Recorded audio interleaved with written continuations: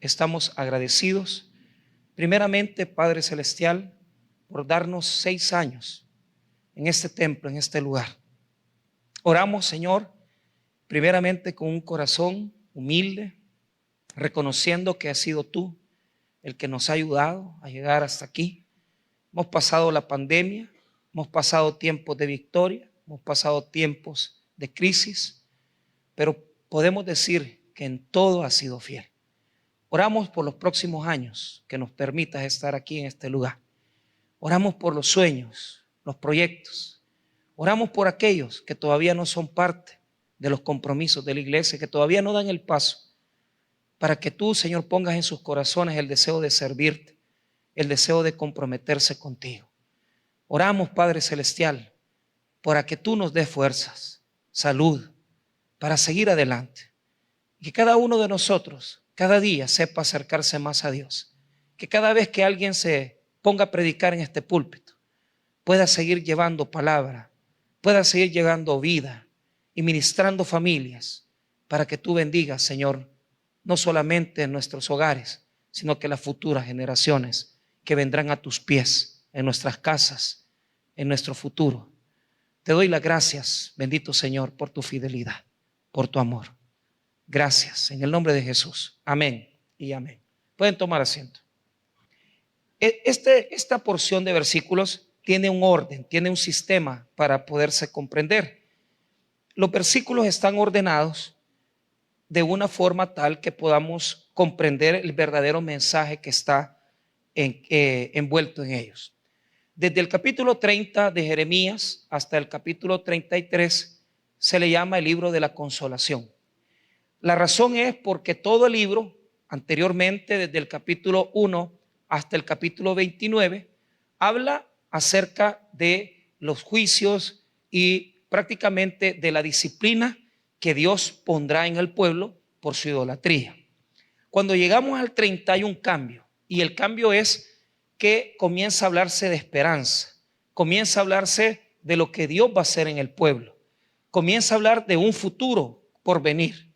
Y a uno esto lo hace contrastar, porque si Dios está tratando con nosotros, si Dios nos está llevando por un proceso de dolor, de juicio, ¿cómo es que ya en el capítulo 30 en adelante las cosas cambian tanto? Pero es así. Dios nos enseña que a pesar que Él tiene disciplina para nosotros, Él también tiene un futuro para nosotros. Y es ahí donde llegamos al capítulo 33. El capítulo 30 nos habla de poemas alusivos a la restauración que Dios va a hacer en su pueblo. El capítulo 31 habla del nuevo pacto y habla de cómo Dios va a traer al pueblo una nueva relación, una relación interior, espiritual, que Él va a hacer con su pueblo. El capítulo 32 habla de la compra de un terreno, porque a pesar que Dios va a llevar al pueblo a la deportación a Babilonia, Dios le dice a Jeremías: cómprate un terreno porque lo voy a volver a traer nuevamente a ese lugar. Y el capítulo 33 prácticamente es un resumen de toda la declaración de esperanza. Entonces, al finalizar toda la redacción del 33, se resume 3 grandes promesas. Las 3 grandes promesas se encuentran abajo en el verso 10 y se distingue porque dice: así ha dicho Jehová. Esa es una declaración del profeta. La primera promesa está en el verso 10, así ha dicho Jehová. La segunda promesa está en el 12, así dice Jehová. Y la tercera promesa está en el 17, porque así ha dicho Jehová. De estas declaraciones solamente vamos a revisar 2, la del verso 10 y la del 12. Pero antes de eso, quiero explicarles cómo funciona este texto. Primero, Jeremías está en la cárcel, está en la prisión. La luz no entra en la cárcel, porque la luz es prácticamente una situación que Dios quiere hablarle a Jeremías. Hay situaciones de vida que son como una prueba de cárcel. Nos encierra, nos lleva a situaciones críticas. Pero lo que no comprendemos es que lo que nos va a sacar de la cárcel es una visión de parte de Dios. Entonces, el profeta está encarcelado y el pueblo está en problemas. El profeta está en una cárcel, según el verso 1, y el pueblo está siendo ajusticiado. Ha venido los babilonios y los babilonios han destruido Jerusalén.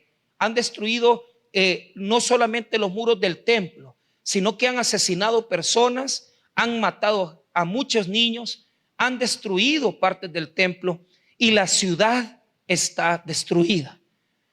Entonces, ¿qué podemos hacer con Jeremías preso? ¿Y qué podemos hacer con la ciudad en destrucción? Primeramente quiero decirles que el profeta simboliza nuestras luchas. Estás en la cárcel y no ves la luz. Necesitas una visión de Dios. Necesitas que Dios te hable. Pero ¿qué sucede? Cuando normalmente leemos este versículo, el verso 3, que ha sido uno de los versículos más históricos de la iglesia evangélica, uno tiende a pensar que cuando usted dice, clama a mí, yo te responderé y te enseñaré cosas grandes y ocultas que tú no conoces. Uno piensa que el Señor inmediatamente traerá una bendición. Uno piensa que Dios va a traer grandes bendiciones a la vida. Solamente clame, dicen los hermanos, clama, así como dice Jeremías 33:3, clama a mí, yo te responderé y te enseñaré cosas grandes y ocultas que tú no conoces. Ahora, quiero mostrarte algo. Esa palabra, oculto, batzar en hebreo, quiere decir inescrutable, algo que está escondido. Son cosas que Dios quiere regalarnos con solamente un requisito, que clamemos a Dios. Pero lo que a mí no me gusta, porque fíjese que cuando usted le dice este versículo a la gente y se lo dice, mire, Jeremías 33:3 dice, clama a mí, yo te responderé. Y siempre andamos regalando el versículo como que fuera un versículo independiente. Lo que a mí no me gusta es lo siguiente. Si Dios nos manda a clamar, porque Él nos va a enseñar cosas grandes y ocultas, ¿cuáles son las cosas grandes y ocultas? Esa es la pregunta que nos hacemos. Al principio de mi ministerio, al principio de cuando yo comenzaba con Dios, yo siempre pensé que el Señor me iba a enseñar cosas, carros, bendición, prosperidad. Por mucho tiempo yo pensé eso.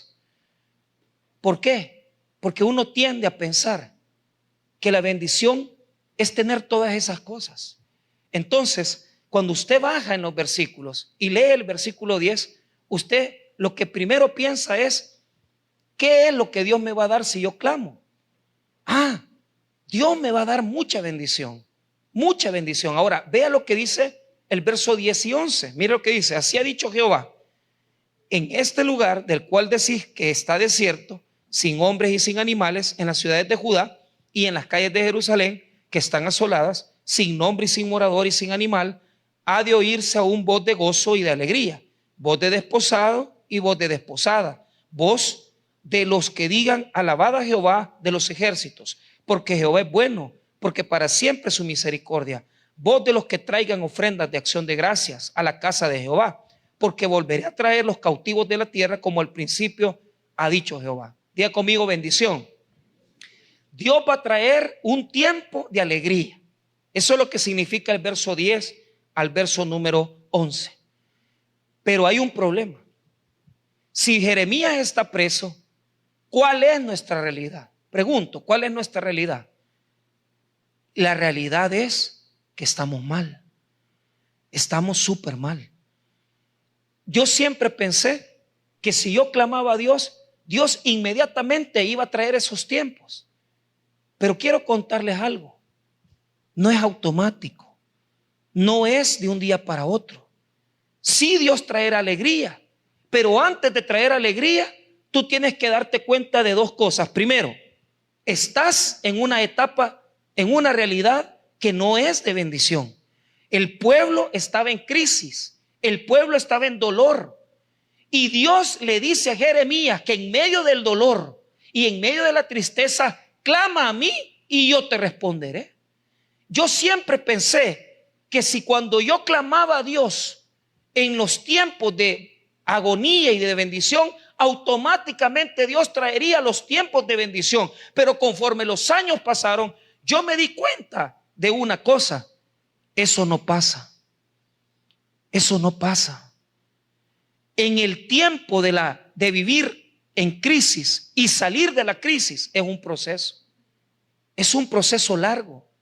Dios te tiene preparado algo, pero para llegar a esa bendición tienes que pasar por el proceso de Dios, por el proceso que Él tiene preparado. Ahora, preguntémonos qué estaba viviendo el pueblo. Diga conmigo: muerte. Mire lo que dice el verso 4. Lo que estaban viviendo es una escena trágica y difícil. Mire lo que dice el 4. Porque así ha dicho Jehová, Dios de Israel, acerca de las casas de esta ciudad y de las casas de los reyes de Judá, derribadas con arietes y con hachas, porque vinieron para pelear contra los caldeos, para llenarlas de cuerpos de hombres muertos, a los cuales herí yo con mi furor y con mi ira, pues escondí mi rostro de esta ciudad a causa de toda su maldad. Dos cosas: las casas estaban destruidas, y donde había destrucción habían muertos. Las casas estaban llenas de muertos. Ahí lo dice el versículo número 5, porque vinieron para pelear contra los caldeos, para llenarlas de cuerpos de hombres muertos. Casas donde antes se oían los niños alegres estaban llenas de muertos, de cadáveres. Casas donde se escuchaba la esposa diciéndole al esposo: ¿qué vamos a comer ahora? Alegría. Ahora solo habían cadáveres. ¿Te imaginas tú esta situación en tu vida? ¿Cómo es que clama a mí, yo te responderé? Es que ahí está la situación. La clave para entender el texto bíblico es lo siguiente. Y esto es algo que yo quiero enseñarle a usted. Fíjese que la Biblia enseña un principio. Y el principio es que donde Dios te ve fracasado, tú vas a llegar a triunfar nuevamente en ese mismo lugar. Y yo he leído eso siempre. Le doy ejemplos. Primero, la Biblia enseña que Ebenezer es un lugar de fracaso. La gente molesta y dice: es que Ebenezer, hasta aquí nos ha ayudado Jehová. Mentira. En primer libro de Samuel, capítulo 4, dice que Ebenezer era un lugar donde les dieron, óigame bien, les dieron una golpiza a los hebreos. Los destruyeron totalmente. 20 años pasaron en fracaso, hasta que Ebenezer se volvió un lugar de bendición para ellos. Pero eso pasaron 20 años ahí, sufriendo. Yo creí que las malas historias no se repetían, porque la Biblia enseñaba que donde Dios me va a ver en fracaso, ahí Dios me va a ver en victoria. Y yo pensé así, pero en mi vida muchas veces solo fue repetir fracasos. Y este es el principio de Jeremías. ¿Cuántos años vas a pasar en el mismo lugar fracasando? ¿Cuántos años vas a repetir la misma mala historia? Mire, aquí hay personas que ya tienen 15 años de estar perseverando, pero lo mismo les pasa. Años de fracaso tras fracaso, la misma situación, el mismo divorcio, la misma mala relación. Hay gente que se siente bien contenta: yo tengo otra pareja, pero a los 2 años ya los dejan y vuelve a repetirse la mala historia. Yo me harté de eso. Yo me harté. Cuando a mí me sacaron de la casa de Santa Tecla, yo debía 3 meses. Pero a mí me volvió a pasar lo mismo. Cuando llegué a Usulután, después de vivir 5 años, me retrasé con las cuotas. Ya pagaba, no pagaba al día, pagaba retrasado, pero por lo menos pagaba. En San Salvador me echaron por no pagar, pero en Usulután me echaron por pagar tarde. Y me dice el dueño: voy a necesitar la casa para que mis hijos, porque mi hijo se va a casar. Mentira. Lo que pasa es que yo era un moroso. ¿Y qué me tocaba? Andar jalando cosas, andar jalando muebles. ¿Por qué razón? Porque mientras tú no entiendas que tienes que rectificar tu camino, vas a seguir viviendo en cadáveres. Y hay gente aquí que es especialista en edificar cosas en muertos. No hay cosa peor que montarse en los muertos para levantar algo. Y lo que se levanta sobre los muertos no sirve, te lleva al fracaso. ¿Qué me pasaba a mí? ¿Qué me pasaba a mí? Mire, yo repetí muchas historias. Usted sabe que a los niños que no hacen bien la plana, ¿qué les dicen? Repita la plana. ¿Cuántos de ustedes están repitiendo la misma plana? Por bolos, porque muchos aquí no quieren dejar el homosexualismo, andan jugando, coqueteando con el mundo homosexual y se vienen a la iglesia como queriendo decir, me voy a componer, pero no se componen. Hay gente aquí que practica muchas veces cosas bien terribles. Quitarle el hombre a una mujer, a otra mujer. Y después del idilio lo dejan y ya van después detrás de otra presa. Las lobas heridas, les dice. ¿Cuántas veces vas a repetir lo mismo? ¿Cuántas veces vas a vivir sobre cadáveres? Esta escena a mí me duele. Porque Dios le está hablando a un pueblo que no quiere corregir. Porque siempre Israel fue rebelde. Y yo he aprendido principios. Primer principio. Cuando uno edifica sobre los cadáveres resucitan y te persiguen. Ese es un principio que le quiero regalar. Mire, si se va a divorciar, entierre bien ese divorcio. Hasta que se haga bien. Es decir, ¿qué quiere decir eso? Hay gente que viene, tienen 1 año de estar separados de la mujer y andan con otra mujer. No sean bobos, hombre. Están levantando sobre cadáveres. No sirve eso. ¿Cómo usted que está enfermo, porque está enfermito, porque ha dejado a su esposa y de repente ya encuentra una que le emociona y ya con esta me voy? Estás enfermo. Estás enfermo. Estás parado sobre los cadáveres. La ciudad está incendiada. Los muros de las paredes, de las casas se ocuparon para poder hacer defensa en contra de los babilonios. ¿Cuántos aquí les gusta edificar sobre cadáveres? Los echaron de un trabajo porque se robaron los 20 pesos. Mire, eso es bien común. Yo le he comentado aquí, nosotros sabemos quiénes son los que roban y sacan un dinero aquí, sacan un dinero allá. Y yo los aguanto, ay, que roben. Pero cuando ya, porque ¿qué hago yo? Yo digo, Dios va a tratar con ellos. Ya al rato que ya les di chance que agarren, fuera. Por eso su vida es miserable. Y cuando les dan un trabajo en una gasolinera o en otro lugar, a robar van. No se componen. Repiten la plana una y otra vez. Clama a mí y yo te responderé. Y te enseñaré cosas grandes y ocultas, dice. Ya que no te aburriste ya de vivir en la cárcel. Usted sabe que en Mariona 20 minutos ven, en Zacatrás 20 minutos ven el sol diariamente. Si ese es un infierno vivir allí, usted. Uno va bajando grada por grada y va más abajo, menos luz, menos luz, menos luz. Y hay personas aquí que se han acostumbrado a ver la luz por ratitos. ¿Les va bien? ¿Les va mal? Es como cuando usted está preso y solamente un resplandor del sol entra a la celda. No se aburrió ya de estar toda la vida encerrado en su cárcel sobre cadáveres. ¿Qué es edificar sobre cadáveres? Edificar sobre cadáveres quiere decir que usted no es capaz de levantarse. Usted es una persona que le roba a los demás, que le miente a los demás, los usa, los pisotea y después quiere salir bien, bonito, en caballo blanco. No se puede. No se puede. No se va a poder. Te puede ir bien un ratito, pero has dejado a tus hijos llorando. Y los niños hablan, ahora hacen videollamadas, papito, ¿dónde estás? ¿A qué hora vas a venir? Y usted no tiene valor de decirle, no puedo porque estoy con otra mujer. Y ahí usted le está dando carreta al niño, ay, mañana llego, hijo, que no sé qué. ¿Qué estás haciendo? Levantando sobre cadáveres muertos, sobre cadáveres. Mire, ¿cuántas personas vas a tener que herir para que tú entiendas que nunca vas a ser feliz haciendo infeliz a los demás? No se puede.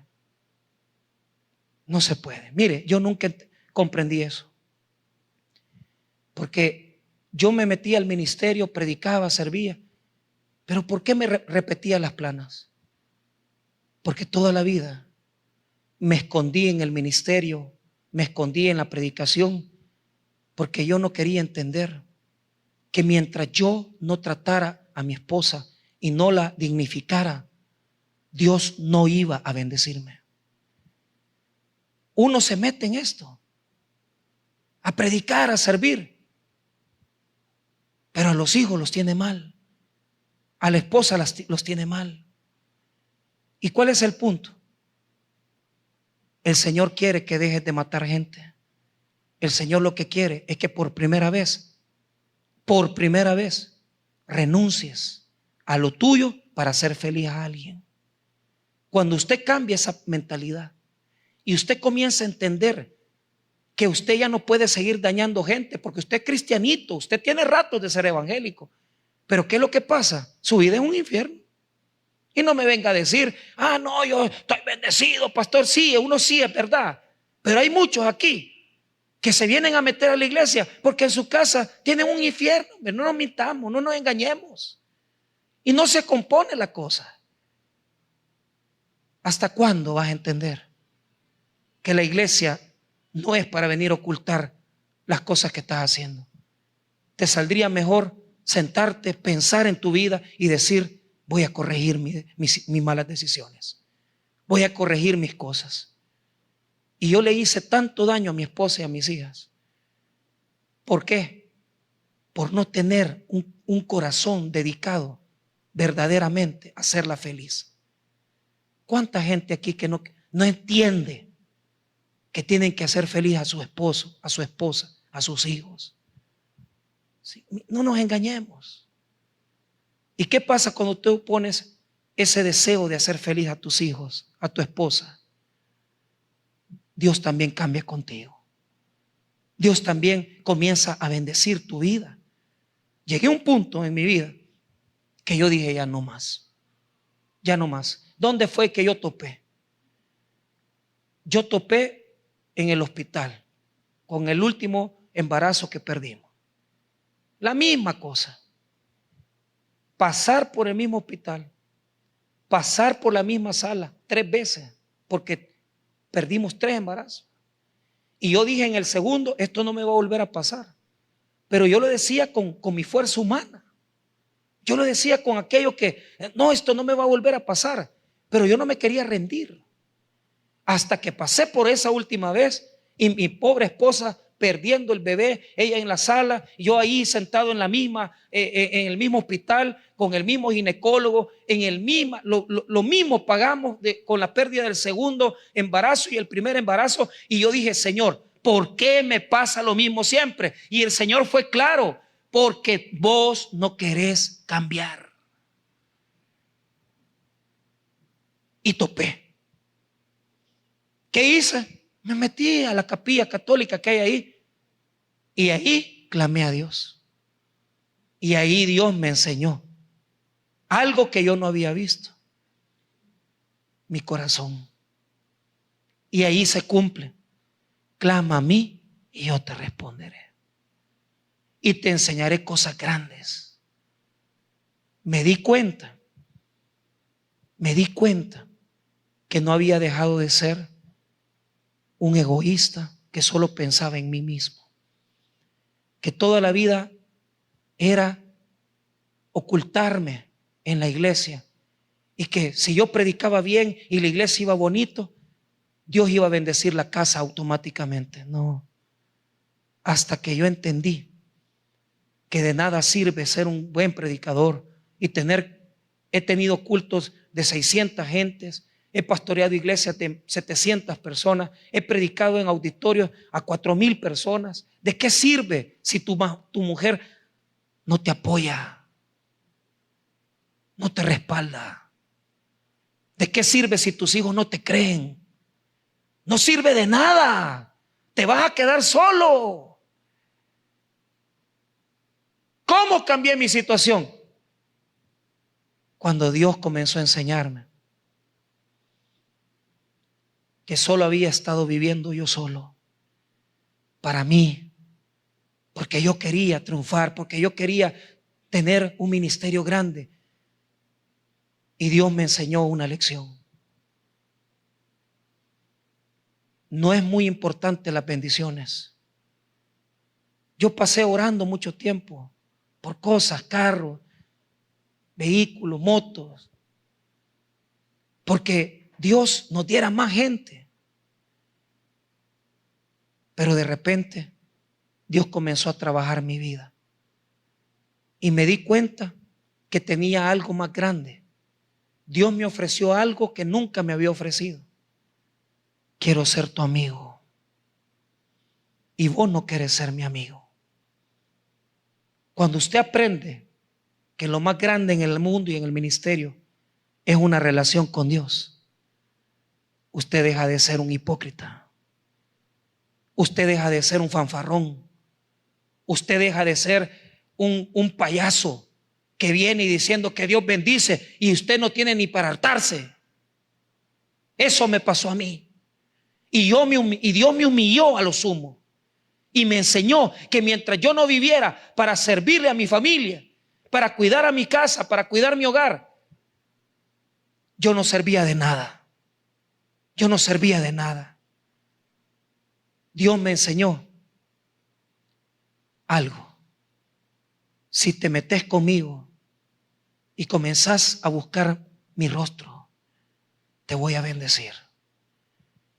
Comencé a quitarme esas tonteras de andar pidiendo por cosas que no tienen sentido. Me comencé a meter con Dios. Oración, tiempo con Él, metido en la Biblia, cuidando mi forma de ser, cuidando a mis hijas, cuidando a mi esposa. Te falta algo. Aquí está este dinero, dale, hagámoslo. Vos primero, después yo. Primero ellas, después yo. Primero mi familia, después yo. Pero eso me lo enseñó Dios. Cuando yo puse a Dios por encima de todo, sin importarme de tener iglesia, lo que sea. Primero mi relación con Él. Tiempo a solas. Comencé a disfrutar largos tiempos de oración. Ya no oraba 5 ni 10 minutos. Ahí yo no les digo ni me jacto. No me jacto, pero usted no puede, hermano, decir que usted tiene una relación con Dios orando 5 minutos al día. Perdóneme, eso no es una relación con Dios. Cuando usted tiene una relación con alguien, usted quiere estar con esa persona. Usted quiere estar con eso.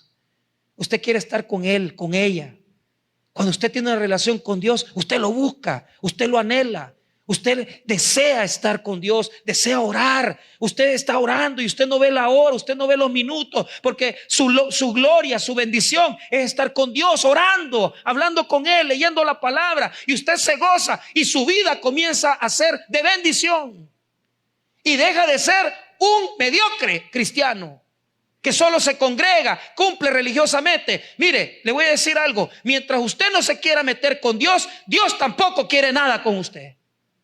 Usted quiere cosas grandes, quiere carros, quiere casas, quiere motos, quiere pisto. Métase con Dios. No se meta con las cosas. Y usted va a comenzar a entender lo poco que usted necesita. Y las cosas que usted desea, Dios se las va a comenzar a dar. Todo lo que usted quiere. Vaya, hijo, aquí está lo que me estabas pidiendo. ¿Por qué? Porque ya no buscas la bendición, sino que buscas al que bendice. Ya no buscas la bendición, buscas al que bendice. Ya no buscas las cosas, sino que buscas al dueño de todo. Y cuando usted encuentra en Dios esa grandeza, esa belleza, y usted se deja ir en Él, Él lo abraza. Ahora ya entendiste. Y el Señor te comienza a limpiar aquellas cosas que no te permiten ser bendición. Yo he aprendido esto. A mí no me importa tener bendición. A mí me importa bendecir a otros. Y a los primeros que quiero bendecir son a mi familia. Y después los que están cerca de mí. No puede ser que yo esté bendecido y los que estén a la par mía estén en desgracia. No puede ser que usted sea un empresario, un empleado y que usted esté ganando y esté siendo muchas y toda la gente que trabaja ahí una miseria. Hay lugares que yo no visito porque yo sé que la gente que en ese negocio son explotadores. Y yo no voy a hacer que prosperen los explotadores. Yo quiero que usted entienda que si en esta iglesia usted se queda, se congrega, usted viene a buscar a lo más grande, a Dios primeramente. Si Dios lo comienza a bendecir, es porque lo que está haciendo, es porque Dios quiere decirle, aquí te voy a bendecir. Y cuando usted comienza a prosperar, todo prospera. Prosperan sus hijos, prospera su casa, prospera todo lo que hace. Pero ¿qué es lo que le pide Dios? Una relación con Él. Que usted entienda que esa es la grandeza del evangelio. Mire lo que Dios le dijo a Jeremías. Uno dice, le va a traer bendición. Primero, limpieza. Diga conmigo, limpieza. Mire lo que les dice. Clama a mí, yo te responderé. ¿Qué te voy a responder? Te voy a enseñar lo que tenés que quitar de tu vida. Te voy a enseñar la soberbia que tenés que quitarte. Te voy a enseñar lo que estás haciendo mal. Te voy a enseñar las miserias de tu corazón, aquellas cosas que desagradan a Dios, que andes siempre buscando cómo quitarle a uno, quitarle a otro, porque no sos capaz de depender de Él. El Señor le habla a Jeremías y mire lo que le dice en el verso número 6. He aquí que yo les traeré sanidad. Mire bien, y medicina, y los curaré y los revelaré abundancia de paz y de verdad. Qué bonito lo que le va a dar. Pero mire lo que dice. Les va a dar sanidad, les va a dar medicina y los va a curar. Pero ¿cómo? Mire el verso 7. Y haré volver a los cautivos de Judá y los cautivos de Israel y los restableceré como al principio. 8. Y los limpiaré de toda su maldad con que pecaron contra mí y perdonaré todos sus pecados con que contra mí pecaron y con que contra mí se rebelaron. ¿Qué me impresiona de ese versículo? Los limpiaré de toda su maldad. Y yo pensé que porque no tomaba, porque no fumaba y porque no mujeriaba, o lo que a muchos aquí mujerean poquito, fuman poquito, chupan poquito, y yo pensé que yo estaba haciendo bien las cosas. Y Dios me dijo, te limpiaré tu maldad, porque solo Él puede limpiar eso. Solo Él puede limpiar eso. Y sabe, Dios limpió mi corazón y me enseñó cómo ser obediente a Él. Y estoy en una etapa en mi vida donde el Señor en oración me dijo hace una semana, te estoy dando todo lo que vos me has pedido. Este año ha sido de tanta bendición para mi vida, para mi familia, como nunca Dios nos había bendecido. ¿Por qué? 7 años, hermano, en un proceso con mi esposa. Dios limpiándonos, puliéndonos, quitándonos lo que no sirve. Y Dios nos ha dicho en esta semana que yo le dije que oré, se cumplieron 7 años desde que partió a la presencia de Dios el pastor fundador. Desde la última vez, desde que nos venimos para acá, hemos pasado por cosas duras. En la pandemia, Dios fue tan fiel que yo dije, nos vamos a morir de hambre, nos fuimos a meter donde mis papás, porque yo dije, Dios no me va a mantener. Y Dios nos bendijo tanto, fue fiel. Y Dios nos demostró con todo eso que Él nos tenía detenidos, parados, porque Dios quería quitar nuestra maldad. El Señor nos ha purificado, el Señor nos ha limpiado. Y ahora puedo decirles que Él trae otra cosa para este pueblo y también para nuestra familia. Pero yo me pregunto, ¿cuántas personas están aquí parados en los cadáveres, repitiendo las mismas historias de fracaso, las mismas historias? ¿Cuándo te vas a aburrir? ¿Cuándo te vas a aburrir?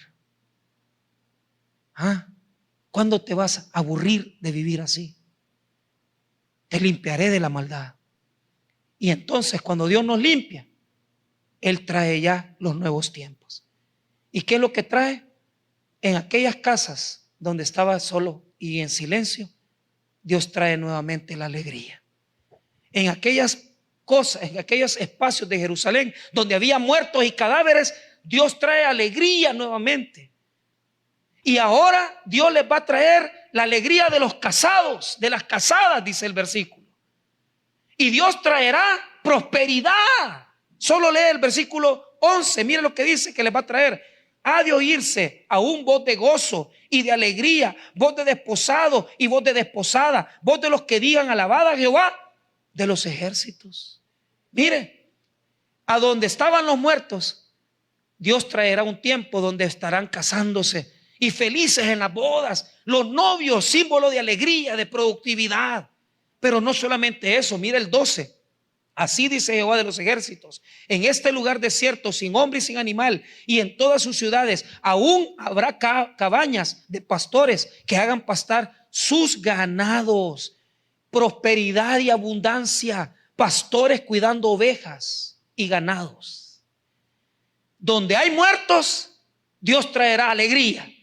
Donde hay muertos, Dios traerá pasto, ganado y pastores. Porque donde están los muertos, Dios limpiará tu corazón para darte un tiempo y una temporada de alegría. Pero una cosa, clama a mí, yo te responderé y te enseñaré la maldad que tengo que limpiar de tu corazón. La suciedad más profunda que todavía no queremos erradicar de nuestras vidas. Yo le comento mi sufrimiento, pero usted sabe perfectamente que dentro de usted hay cosas también sucias y Dios quiere limpiar esa maldad. Pero es necesario que te ponga en medio de cadáveres para que aprendas que solamente ahí vas a abrir los oídos y los ojos y vas a entender lo que está mal en tu corazón. ¿Quiénes se atreven en este lugar a decirle a Dios: Señor, limpia mi maldad? ¿Quiénes se atreven a dejar de levantar sobre cadáveres? ¿Quiénes se van a atrever en este año que viene a hacer limpio de corazón?